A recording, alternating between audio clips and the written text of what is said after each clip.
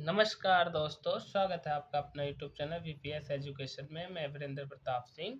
तो चलिए देर किस बात की, शुरुआत करते हैं आज के हम इलाहाबाद हाई कोर्ट के प्रैक्टिस सेट की। इलाहाबाद हाई कोर्ट के यदि हम बात करें तो जीके जीएस यानी सामान्य अध्ययन की हम बात कर रहे हैं।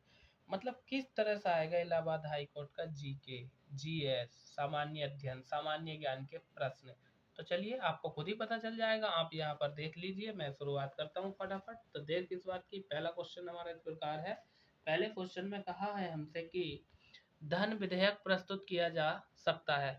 तो भैया धन विधेयक केवल लोकसभा में प्रस्तुत किया जाता है, राज्यसभा का कोई मतलब नहीं है। राज्यसभा को इसे मंजूरी देने के लिए 14 दिन दिए जाते हैं, पास करे तो ठीक, ना करे तो ठीक। और लोकसभा का अध्यक्ष ये तय करता है कि कौन सा विधेयक धन विधेयक है या नहीं। ठीक है, ऑप्शन नंबर ए आपका राइट आंसर हो जाएगा। क्वेश्चन नंबर 2 की हम बात करते हैं। 2 में कह रखा राज्यसभा की बैठक की अध्यक्षता कौन करता है। तो भैया जो राज्यसभा है उसकी बैठक की अध्यक्षता कौन करेगा, उपराष्ट्रपति, क्योंकि राज्यसभा का पदेन सभापति होता है भारत का उपराष्ट्रपति। और राज्यसभा के सभापति के रूप में ये वेतन लेता है, ना कि राष्ट्रपति के रूप में उपराष्ट्रपति। ठीक है, और उपराष्ट्रपति जब राष्ट्रपति का पद रिक्त होता है तो ये कार्य करता है। क्वेश्चन नंबर 3 में कहा भारत में एक राजनीतिक दल को मान्यता किसके द्वारा प्रदान की जाती है। मतलब कोई भी राजनीतिक दल है उसको जो मान्यता दी जाती है भारत में, तो मान्यता कौन देता है, चुनाव आयोग। ठीक है, आर्टिकल 324 में इसका उल्लेख है। क्वेश्चन नंबर 4 में कहा है निम्नलिखित में से किस उत्पाद पर शुद्धता के सिलसिले में हॉलमार्क चिन्ह लगता है। अरे भैया, हॉलमार्क चिन्ह की यदि मैं बात करूं तो ये तो आभूषण पे लगता है, यानी सोने पे कि 24 कैरेट का हॉलमार्क का चिन्ह। क्वेश्चन नंबर 5 में क्या कहा है और 6 में इसको भी देख लीजिए। 5 में कहा एक अश्व शक्ति लगभग बराबर होता है। मतलब एक अश्व शक्ति किसके बराबर होता है ये हमें बताना है। तो ये होता है 746 वाट के बराबर एक अश्व शक्ति, यानी हॉर्स पावर। रुधिर स्कंदन में मदद करने वाला विटामिन है। रुधिर स्कंदन का मतलब क्या है कि खून का थक्का बनाने वाला विटामिन कौन है, तो आपका विटामिन के। Option number D right answer हो जाएगा। आगे हम बात कर रहे हैं क्वेश्चन नंबर 7 की। और दोस्तों यदि आप हमारे चैनल पर नए हैं, पहली बार हमारा वीडियो देख रहे हैं, या आपने अभी तक हमारे चैनल को सब्सक्राइब नहीं किया, तो ये मेरी आपसे विनती है, ये रिक्वेस्ट है कि प्लीज़ एक बार हमारे चैनल को सब्सक्राइब कर दीजिए और साथ में बेल आइकन का बटन भी दबा दीजिए, जिससे कि आने वाली वीडियो का नोटिफिकेशन सबसे पहले आपको मिल जाए। अपने यार दोस्तों में शेयर कर देना क्लास को प्लीज। कर भला तो हो भला, याद रखना। सीज, SEZ का पूर्ण रूप क्या है भैया, ये हमें बताना है। ठीक है, क्वेश्चन नंबर 7 में। तो देखिए इसका क्या होता है, एस से होता है स्पेशल, और ई से होता है इकोनॉमिक, और जेड से होता है zone, special economic zone. Option number C right answer. Question number 8 की यदि हम बात करें तो इसमें क्या कहा है, अनियततापी। ठीक है, अनियततापी प्राणियों के लिए निम्नलिखित में से कौन सा सही है कथन, ये बताना। जो अनियततापी प्राणी होते हैं ना, उनकी यदि मैं बात करूं तो उनके शरीर का तापमान वायुमंडल के अनुसार बदलता रहता है।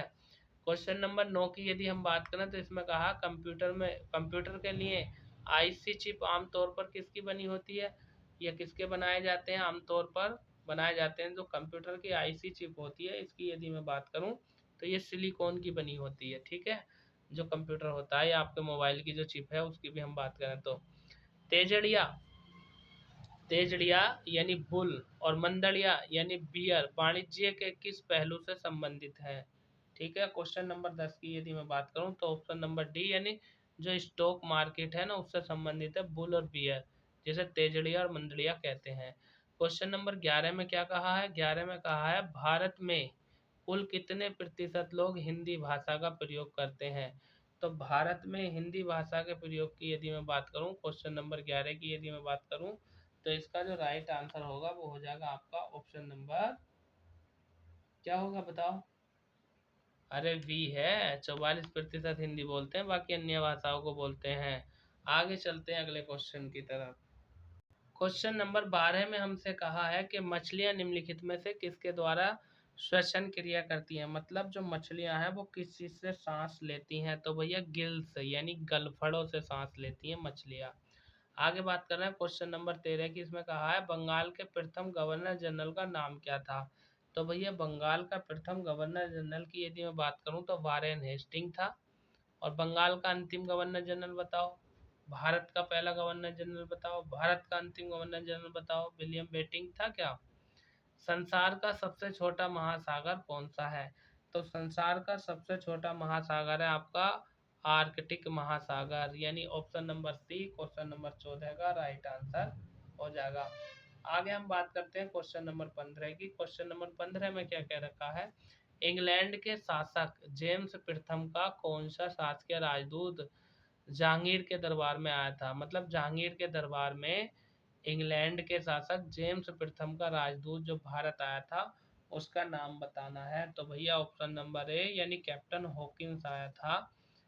ठीक है ना, जहांगीर के दरबार में 1505 में है। 1505 ही था क्या या 1605 था बताओ। 16वीं सदी में बना था ये, 15 में तो अकबर था। क्वेश्चन नंबर 16 की यदि हम बात करें तो इसमें क्या कहा है। निम्नलिखित में से किसको मेल का पावर प्लांट कहा जाता है। मतलब जो सेल होता है ना, सेल किसको, सेल का पावर प्लांट भी कहा जाता है। तो सेल सेल क्या होती है। सेल का मतलब होता है कोशिका, यानी कोशिका का पावर हाउस की बात कर रहा है ये। तो क्वेश्चन नंबर 16 की यदि मैं बात करूं तो कोशिका का पावर हाउस होता है माइट्रोकांडिया। ठीक है, बायोलॉजी का क्वेश्चन है। क्वेश्चन नंबर 17 में क्या रखा है। वर्ग विहीन समाज की अवधारणा दी, यानी वर्ग विहीन समाज की अवधारणा देने वाले जो थे वो कार्ल मार्क्स थे। Option number A right answer हो जाएगा। अगले क्वेश्चन की तरफ चले दोस्तों। आगे हम बात कर रहे हैं क्वेश्चन नंबर 18 की। तो क्वेश्चन नंबर 18 में कहा है कि प्रथम जीव मंडल अंतरिक्ष क्षेत्र घोषित किया गया। मतलब प्रथम जीव मंडल आरक्षित क्षेत्र, आरक्षित मैंने अंतरिक्ष पढ़ दिया था, कोई बात नहीं, जल्दी कराने के मूड में हूँ ना। प्रथम जीव मंडल आरक्षित क्षेत्र घोषित किया गया था। किसको किया गया था ये हमें बताना है। तो नीलगिरी जैव मंडल आरक्षित क्षेत्र, ठीक है ना, जो नीलगिरी है ना इसे भारत का प्रथम हॉटस्पॉट, ठीक है ना। आगे हम बात कर रहे हैं क्वेश्चन नंबर 19 की। इसमें कहा पर्यावरणीय आयोजन के साथ मूलतः संबंधित संगठन है, यानी जो पर्यावरण आयोजन है इससे संबंधित संगठन कौन सा है ये हमें बताना है। तो ये है आपका नीरी, NEERI। क्वेश्चन नंबर 20 में क्या रखा, लोहे की परत पर किस धातु से गैल्वेनीकरण होता है। तो लोहे की जो परत होती है ना उसे जंग से बचाने के लिए Zn यानी जस्ते का गैल्वेनीकरण करते हैं। आगे चलते हैं नेक्स्ट क्वेश्चन की तरफ। क्वेश्चन नंबर 21 में कहा है कि चंद्रमा के गुरुत्वाकर्षण से पृथ्वी का गुरुत्वाकर्षण कितना अधिक होता है। तो भैया चंद्रमा के गुरुत्वाकर्षण से पृथ्वी का गुरुत्वाकर्षण 6 गुना अधिक होता है। ऑप्शन नंबर सी आपका राइट आंसर हो जाएगा। क्वेश्चन नंबर 22 में क्या कहा है। किस अधिनियम के द्वारा ब्रिटिश संसद ने ईस्ट इंडिया कंपनी का भारत में व्यापारिक एकाधिकार समाप्त कर दिया था।